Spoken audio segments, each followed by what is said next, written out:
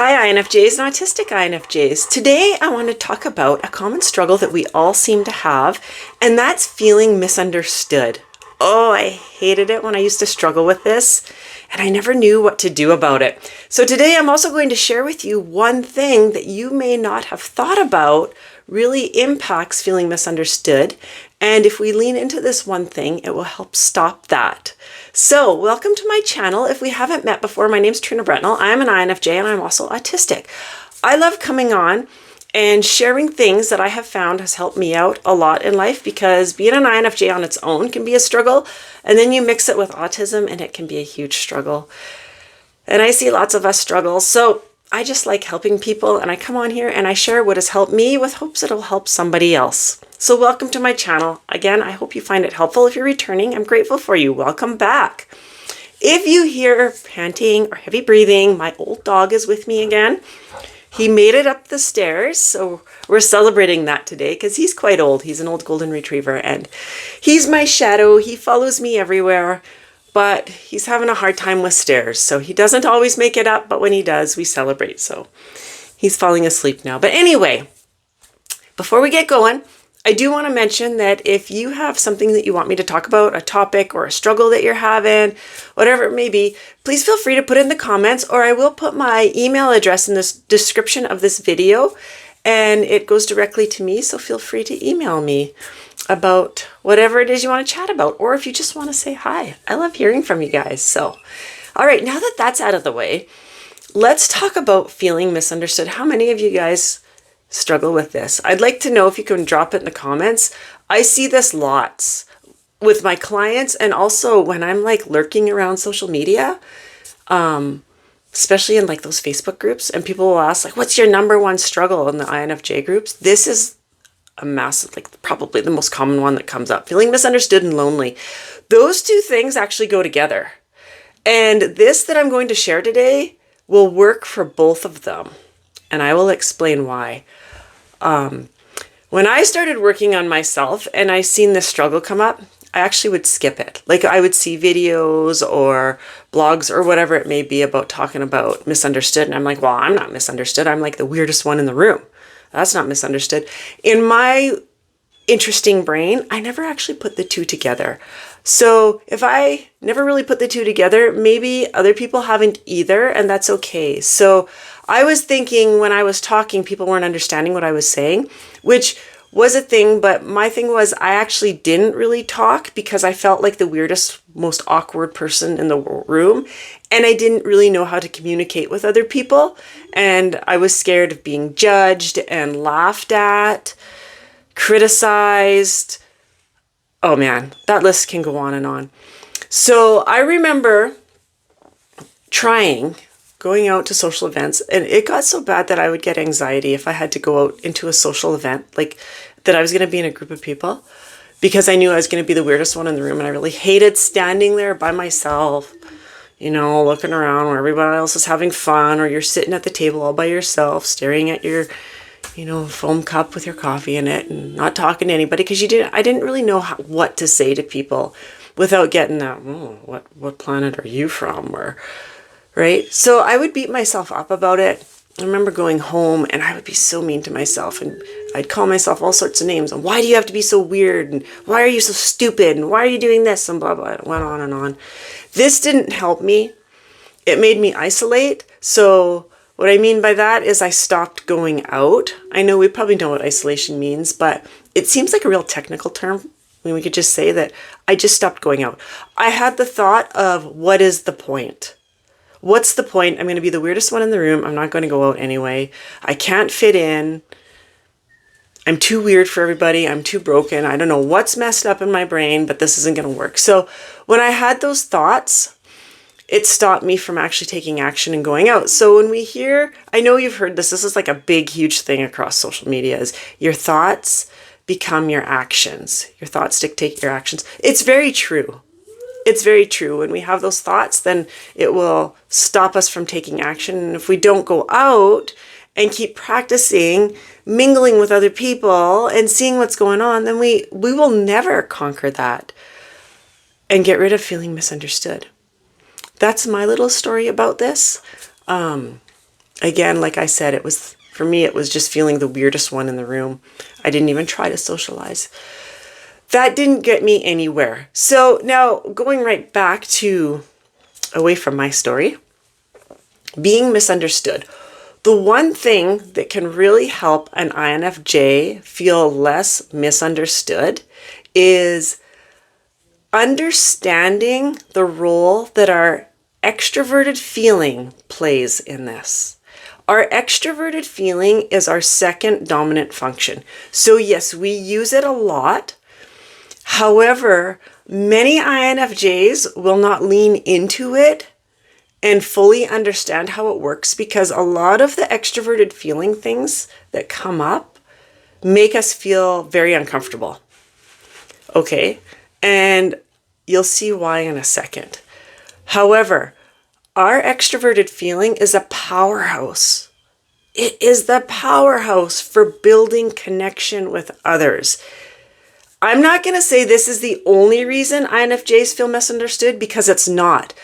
But leaning in to our extroverted feeling will help us be able to communicate better with people so that we're not being misunderstood as much. Okay? When we don't lean into this, when we're not leaning into our extroverted feeling, INFJ and developing it, INFJs get stuck. We get stuck in our heads. We love being in our head anyway. Our inner world, it's busy, it's super creative, it's cool. It's our safe place. So when we're out in public doing something with a group of people and we're feeling misunderstood, we're feeling the weirdest one in the room, chances are we're going to go back into our heads. That's where we're going to be, and we're doing whatever. Maybe we're saving the world in there. Maybe we're creating stories that we're writing. Like a lot of us are writers, and that's where all my stories are. So I'll go in there and I call it mingling with my characters, even though it sounds crazy, but it's just planning out pieces of my story that I'm going to write for later, right? Anyway, when we get stuck in our head, now I'm not saying it's not a good thing to be in our head. INFJs have to be in our head for a little bit, but when we get stuck in there, this is where the issue comes because we have a really hard time expressing our thoughts and our ideas in ways that other people can understand when we get stuck in our heads, right? When we develop that extroverted feeling and lean into it and get strong with using it, an INFJ, we won't be struggling. I think I should lean into my extroverted feeling this morning. I'm having a hard time with my words. Words are very hard again today. So when we strengthen that extroverted feeling, we tend to be able to open up and share those little bits and pieces about ourselves that others can connect with. When we're not leaning into our extroverted feeling, chances are we've got those big walls up. I don't know if you've ever been told that. You're hard to get to know. It's like you've got a wall up. I've been told that lots. And chances are we do, for a number of reasons. Usually it's from past issues that have gone up and we're scared to let people in. So we have walls up. We don't want to share things. We don't want to get vulnerable with people because we're scared. We're scared of getting hurt. We're scared of being used. We're scared of being abandoned. The list will go on and on and on, right? However, when we're not sharing those little bits and pieces and the experiences that we've had in the past, people can't connect with us. Those are the things that make us human, where other people can listen to what it is you're saying, and in their heads they're like, oh, that's happened to me. And then they'll come up and they'll start, having a conversation with you about their experience because they related to you, right? Oftentimes we're not sharing those bits and pieces. We're thinking about deeper subjects that we want to talk about, but not everybody wants to talk about those deep subjects. First, we need to build that connection, and that's how we build it. And it's our extroverted feeling that helps us with that. So leaning into it. It helps when we lean into that extroverted feeling and we're sharing those bits and pieces and experience. It also builds trust with other people. So then they start opening up, and that's when those deep connections are made. And it's just huge. And many of us INFJs will not lean into this extroverted feeling because it makes us feel uncomfortable, right? Being, like I said, sharing those bits and pieces, a lot of us aren't comfortable with it. So now how do we strengthen this extroverted feeling so that we're not feeling misunderstood? For an INFJ, there's a number of ways to do it. I picked out 3 because I didn't want to keep you very long. So my 3 favorite ones. Well, my three favorite today. Tomorrow, that could be a different story, but these are three that I have used and they work really well. The first thing an INFJ can do to strengthen extroverted feelings, so we're feeling less misunderstood when we're out in public, is study emotional intelligence. That sounds boring, doesn't it? But it's super interesting. Get some books, start reading books, go to workshops. There's many free classes and courses and workshops on Facebook. If you follow gurus, actually, it doesn't even have to be on Facebook. I think here on YouTube, there's lots of gurus and they offer lots of free workshops and courses. And start doing them, start leaning into that. Figure out, like, get mindful in your body and I start identifying yours. Start naming it. The reason I say that is because we feel emotions very deeply. So oftentimes we don't have names to describe them. So we don't really even know what we're feeling. But leaning in and getting to know your own and being able to feel it and name it will help immensely when we're communicating, because like building relationship, there's a lot of emotion in that, right? So the second thing an INFJ, that came out wrong. Let's try this again. The second thing an INFJ can do to build that extroverted feeling, make it stronger so we feel less misunderstood, is observe those socially skilled individuals. We're watchers. We pick up on everything, right? And we have sat back or stood on the sidelines and we have watched people that are really good at mingling. Right? I've done that. I'm like, oh man, she's so good with people. She knows exactly what to say and is so comfortable doing it. And she's just making relationships and connecting with all these people. And why can't I do that? I'm so weird. I can't do it. Right? Pay attention to what they're doing when they're out there socializing. Watch what they're doing, what techniques, how are they interacting with people.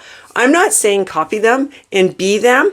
Just take the techniques they're doing and start practicing them in your own way, using your personality. Put your spin on it, right? Because I don't want you to be somebody else, but just watch what they do, study them. You can learn a lot from just studying people and watching them, right? If you're a people watcher, you know that. I love people watching. The third thing that an INFJ can do to strengthen that extroverted feeling so that we feel less misunderstood when we're out in public is engage in dialogue. This is a scary one too, because I used to shut down and I wouldn't say anything to anybody because I was so weird. I knew it. I was the weirdest one in the room again. And yeah, I wouldn't engage in dialogue. So practice sharing. And when we do this, don't judge yourself. Stay neutral. It's going to feel weird. I'm not going to deny it. It's going to feel weird. It's going to feel awkward. You're going to feel like you failed. And I guarantee after the little social event is over and you come home, you're going to think over in your head about how many times you failed. And that's okay. Allow yourself to do that. Just don't be mean to yourself. And when you're all done overthinking that, shove it aside and say, you know what?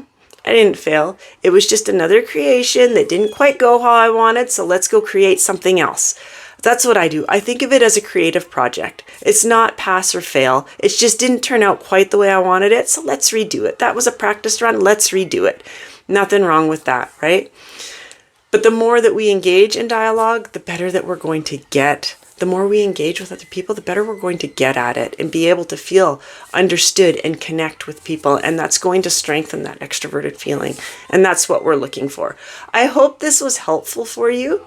Remember that when we're working on ourselves, it's a journey. Okay, what I mean by that is life is very fluid. Life's always changing. So we could be working on ourselves and we get to this point where we're like, yes, I'm here. I'm good at doing whatever it is. I'm not struggling with that. And then a month or two later, or maybe longer, we find ourselves back in that same position again that we didn't want to get into. And it gets frustrating and we want to give up. Remember that it's not about arriving somewhere, because we never arrive anywhere. It's a journey, because life is fluid. Everything's changing. We need to shift and pivot and adjust our course to fit what's going on now. So when we find ourselves back at that square where we don't want to be anymore, just stand back and look. Are we repeating what's going on in your life? And are you repeating old habits, old patterns? old patterns that didn't serve us before, because that's probably what's going on. And that's our cue to make a change, switch, pivot, so that we can get back on that journey that we want to keep going on, where we are feeling better, we're doing better, we're showing up better in life. I wanted to throw that in because it goes along with this. Getting good at something, it's a skill. Okay, connecting with other people, it's a skill that INFJs have to develop. You get good at it as you practice, and then something will come up and you might find you're not good at it again. Maybe something happened and you lost your confidence, which happens to all of us. It comes and goes in waves, and we just got to do a little bit of work and get it back and get going again, because life's always changing. It doesn't stay where it's at all the time. I wanted to throw that in there so you don't get frustrated and give up, because it's a journey, and just enjoy it. Just remember, you're not going to arrive at a specific destination. It's a journey, and that's what it's about. I hope this was helpful. I'm enough ranting about that. I can go on and talk for hours about that. But I won't. So I hope you enjoyed it. If you did, please like my video. The more times it's liked, the more INFJs get to see it. It's pushed out further and further, and that's what it's all about. And please feel free to share this if you know somebody who is struggling with something like this. Maybe it will help them. Thanks again for joining, and I invite you to subscribe to my channel if you haven't yet. And I will see you very soon with another fun video. Till then, bye for now.